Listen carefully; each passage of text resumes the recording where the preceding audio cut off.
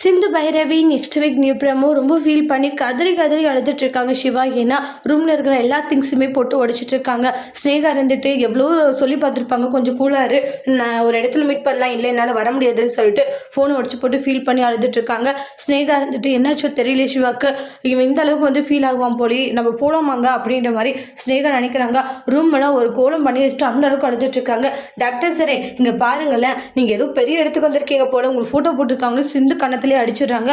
என்னாச்சு, எதுக்காக என்ன அடிச்சிங்க, இங்கே பார் ஏதாச்சும் கொஞ்சமாச்சும் உங்களுக்கு அறிவு இருக்கான்றாங்க.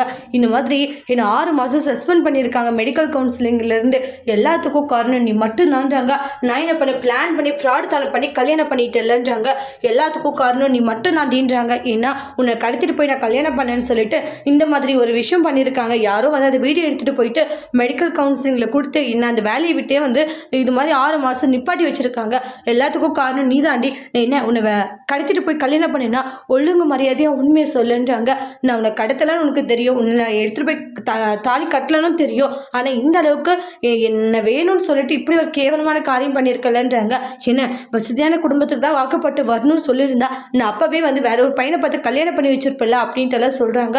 அது கேட்ட உடனே சிந்து, இல்லை டாக்டர் சார் நான் சொல்கிறத கேளுங்க, போதை நிப்பாடிச்சு, உனக்கு பேச கொஞ்சம் கூட அசிங்கமாக இல்லைன்றாங்க. அப்படியே பேச வந்துட்டு வேற அப்படின்றலாம் சொல்லிட்டு சிவா பயங்கரமாக சிந்துவை திட்டுறாங்க. சிந்துக்கு என்ன பண்ணுறதுன்னு தெரியல, ஃபீல் பண்ணி அழுதுட்டு இருக்காங்க. அதோட இந்த ப்ரமோவை முடிச்சிருக்காங்க. தேங்க்யூ.